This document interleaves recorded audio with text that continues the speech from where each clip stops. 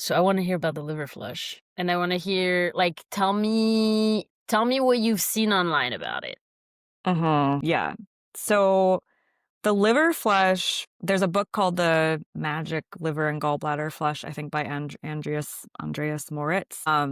And it's something that I actually did one maybe 5 or 6 years ago following that book, and I was not nourished. Like I was not in a nourished place. I wasn't eating properly. I was skipping breakfast. I was doing a lot of plant medicine, microdosing, psilocybin, all sorts of stuff. And so I didn't really have much of an experience from that. I felt really like afraid, and I was doing it and I felt a lot of fear, and I was pretty depleted going into it. And so it's kind of circling back around. I mean, so for anyone that's brand new to this, I recommend Naturally Wells on Instagram. She is done, I think, over 300 liver flushes at this point. She has a ton of information. She's like an expert on this process. So her page is really fascinating. She has a lot of podcasts. And then another person that shares about it is the founder of Lifeblood, Adam Marafiati, I think is how you say his name. And he was sharing a modified version of the liver flush. And so it's kind of been in my field. And I have taken a very titrated approach when it comes to cleansing. Like my Mhm. focus is primarily one of replenishment. With mineral balancing, I'm focusing so much on getting sustainable, healthy lifestyle practices like circadian rhythm practices in place, nutrition, obviously, consistent meals, and then obviously the mineral pieces. And so I think a lot of women that I work with have kind of come in like thinking we need to cleanse first. And I'm Mm. actually primarily working with women on helping to replenish and nourish and get the nervous system to feeling safe before we jump into more intensive cleanses. And that's not really my expertise. I'm not like a parasite cleanse expert. And I do see in myself and a lot of the women that I work with, we definitely need a lot of liver support. Like our livers are taxed both because of our lifestyles when we were younger. Most of us were, recommended birth control. Mm. There was a lot of partying. There's a lot of antibiotics and pharmaceuticals that we were processing. The kind of standard American diet back in the 90s, was like a lot of processed foods. And then there's just an increase in toxins that we're exposed to, microplastics, heavy metals. I mean, there's so many more things that our livers are having to process these days. And so I've seen this in myself and a lot of my slow oxidizer clients, clients that have a slower metabolism, that there are signs on their HTMA tests of livers, like stagnant liver, sluggish liver, liver needing support. So from a mineral balancing perspective, we do coffee enemas, and I Mhm. will do that with clients when they're ready. And I've done coffee enemas for on and off for a long time. And I do find them very supportive when someone is in the right place for them. And I've just been continuing to see that like there are some women that will kind of stall out when they're on the mineral balancing protocol, like maybe like a year or two in, maybe calcium will be getting increasingly higher. Maybe they're kind of stuck in a pattern, and it's like a four lows pattern or a lower vitality pattern. And it's hard. It's just something, it's not really shifting. Those are the kind of the reasons where I was like, maybe liver flushing, if there's a way to do this that's more gentle for the body, maybe this will be supportive for people that have been mineral balancing and are in a place, like a more replenished place. Yeah. What can you tell me what that entails? Just like generally speaking, like what is a liver flush? How Yeah. do you do So, one? yep. So, well, I will share a bit about the adapted version that I did, which is more gentle, but essentially there's a week lead up of you're taking malic acid. That's kind of the main thing to soften any sort of bile stones, cholesterol stones. You're softening the stones that could be in the liver. So you take malic acid with all your meals. And then on the day of the cleanse, there is some sort of a restricted diet. And I'm actually talking to a few other practitioners about like, how restrictive do we really need to be? Because that can actually be one of the most depleting parts. If you're eating a really low fat, low protein diet for an extended period of time, that's really stressful for the body. Mhm. And so that's one thing I'm kind of exploring is like, how restrictive does this diet actually have to be? The day of the flush, the main goal is to conserve bile. So you're eating at least a low fat diet so that your body's not using bile to process the fat that you're eating. It's kind of conserving the bile. Then at night, you take magnesium citrate, and then you're also taking at specific times leading up, and then the actual core of the flush is I did lemon juice, 4 ounces of lemon juice and 4 ounces of olive oil, good quality extra virgin olive oil. It's not the most enjoyable thing to drink. And this is, I mean, I just want to say that this is a relatively intensive practice. I mean, your body is processing this massive amount of oil and the citrus, like that's a lot to go through your system. And so there are people that have negative reactions if you're not prepared for it or doing it well. So this is like something to take seriously, I guess is what I'm saying. It's not something to just like, oh, I'm just going to like slam this Yeah. mixture and just give it a shot. Well, I did olive oil and the lemon juice, and then you go to sleep. And you lay on your right side so that the concoction can kind of get over through the digestive tract and like down, moving in the direction of the liver.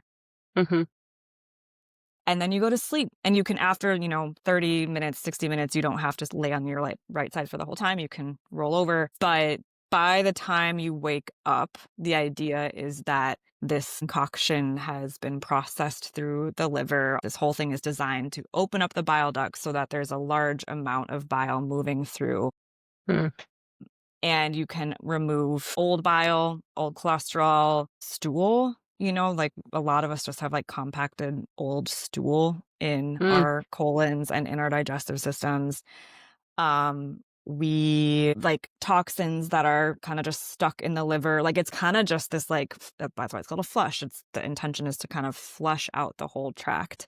hmm And so the next day you are taking more mag citrate. You might take something like oxy powder or like a stronger um uh supplement to facilitate bowel movements if you're not having them. I kind of woke up around 6 a.m. and I needed to go to the bathroom pretty quick there, but it's not like something, it's not, you don't wake up with explosive diarrhea. It's not like Gotcha. an urgency thing for most people. Some people will do like water enemas to kind of get the process going. But for me, I actually didn't need a lot. My body was just kind of moving it through. So for the next 6 hours or so, I didn't have breakfast until 10 a.m. You're just kind of like drinking water and tea. And, I was going to the bathroom every, I don't know, couple of hours maybe. hmm And that's the flush. That's your body like releasing stuff. How was your experience doing that, especially with the like kind of comparing it to the time that you did it, 5 or 6 years ago where you were depleted, like because you're now in a Yeah. different state? Yeah. So, I mean, I think a big thing compared to 5 or 6 years ago is my nervous system is much more stable. So I did feel a little bit of anxiety, drinking this big concoction. I was kind of like, oh man, like it's kind of like a medicine journey. You're like, I don't know what's going to happen here. And once this is in my body, I'm in it. You can't undo it. Mhm. And so I did have a little bit of anxiety, but I was just much more present with myself. I was able to breathe. I was able to visualize my liver. I'm so much more grounded. And so I feel like because of that, I just kind of was able to kind of coast through it. I didn't have any major chaotic experiences. I just kind of woke up. I started going to the bathroom. I gave myself the spaciousness. I very intentionally cleared my schedule. I think honestly, when I did it like 5 years ago, I was like about to move the next day or the day after. I just wasn't grounded. I was kind of out Mm. there. Like, I wasn't really good at choosing the right timing for this intensive experience. And so that was a big one where this one I just felt quite easeful. I gave myself, and I didn't know what the next day was going to be like. So I cleared my calendar for the next day. I just took it as slowly as I needed to that day. And my experience, so I think it was the first release, it felt, a lot of people describe it as sludge, like you're removing sludge. And that's what it felt like. It just felt like this like slow, sorry, this is like, we're talking about poop here, but it was just this like this whole, like Mhm. from the depths of my bowels, it was just like this whole release it felt like a release of old stored stool or something. Like my Sure. pelvis has felt a lot lighter Mm. since then. And something that I've noticed with as slower oxidation, and a lot of women that I work with will have slower motility, right? So like they'll trend more towards constipation and also this feeling of incomplete bowel movements. Mm. And I've had that on and off. And I feel like any of that like incomplete stuff that was still kind of there, like this whole thing just was like, we're going to clear all of that old stuff out. Mm. So that was one of the most significant, like that just felt so good to have this big clearing out of that. I didn't see any, if you look online, people are sharing photos of crazy things coming out, massive bile stones. They call them stones, but they're green and it really is just old bile or Wow. cholesterol that's just hanging out there. You'll see all sorts of things in these flushes, but I didn't have anything that notable. I had really small little stones, so like they're like this big, and they were the green color. Mm-hmm. And I think the way that I understood what was happening is that like, there was a lot of rehydration of old kind of like dried up gunk basically, and so it was being rehydrated, and so when it moved out it didn't really look like anything super significant. And the thing too with these is that, I mean, a lot of people say like it's not just a one-time thing. It's like the Mm. more you do them, the more stuff will kind of open up. Okay. So I'm gonna continue and see what happens. Nice. How have you felt since? Yeah. So one of the bigger things I've noticed is less of that incomplete bowel movement. Like I feel like I'm able to have just more of a complete finish or have another bowel movement later that day. So there's just a little more motility, which feels really good. What was the other big thing? I did notice, just as an aside, I did notice a little more blood pressure sensitivity the day after. I stood up from a table and I noticed a little bit of that lightheaded feeling, which I don't normally have. So just a like caveat of like, this is a big experience and you will need to replenish and rest from it. But yeah, generally I would say the motility is the biggest piece. And then that lightness feeling in my pelvis of just like, I don't feel like I'm weighed down by some literally old shit in there. And my cycle has felt, so I'm in my late luteal now, so I haven't bled yet, but I've felt way more kind of stable energy through this luteal phase of my cycle. And also my blood sugar has felt more regulated and my appetite has felt more like activated. Yeah. I feel like I relate a lot to your story of just like seeking really high intensity experiences in the past, like very cleanse oriented, and then sort of going the complete opposite route for a few years now of just like, no, nourishment is the primordial medicine that will actually support the like natural detoxification mechanisms of the body and all of that. And so I do find myself, I think that there's a time and a place for like the middle road, but I do find myself still a little like, anytime I hear of anything that's like cleansing, where I'm a little like, oh, I don't know if that, like, is that a good idea? Like, what is this another one of those things that I might fall back into as like a pattern or something? And I'm curious, one, if you've had to navigate any of that, or if you have thoughts on that just in general, because I think a lot of women might resonate with this. Yeah, absolutely. And this is where, honestly, I hesitate to talk about things like this online because I get so many, like, even when I shared about this, I got so many messages that were like, I want to hear more. I want to do this. And like more so than when I'm like, hey, I have this program on nourishment and replenishment. People are, like, we're just like, I don't know, there's something about the pull to a cleanse or something that just kind of grabs us. But this is why, I've been mineral balancing for close to 4 years myself. I've been running my membership for about 2 years now. So, I would never, even if someone came in with a, perfect HTM, like, which doesn't happen, I would never jump into a liver flush. We would, like nutrition, you need to be eating 3 meals a day, enough protein, enough carbs, good quality fats for, I would say, 8 months to a year solid, and it really depends on each woman's history. It is very bio individual. And then I'm also going to be looking at your HTMA tests and so there's certain factors like your vitality ratio, if you're in the four lows pattern. I mean, there's certain things that I probably wouldn't do this for unless it was, okay, you've been mineral balancing and you've been in a four lows for a couple of years. Your symptoms have gone down. You feel more stable in your life, but your HTMA tests are kind of plateaued. Your results are kind of plateaued. Then I might, look at doing a liver flush for someone. So anyways, it's very person specific, Mhm. and it's after replenishing for quite some time. Yeah. But it sounds like from your perspective, there is a time and a place for cleanses. Yeah, I do think they can be beneficial.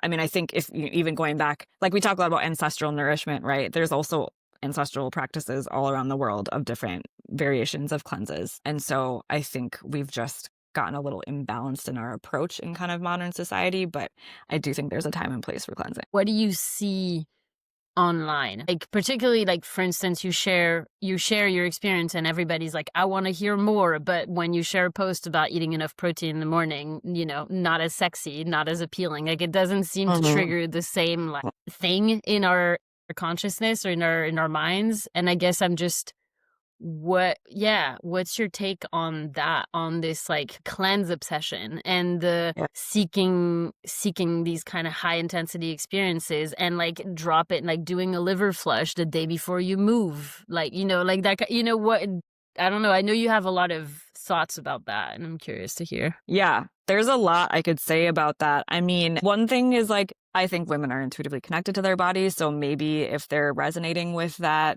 with a liver flush, there's a part of them that's like, ooh, I could, I think my body would really benefit from that. And that probably is true.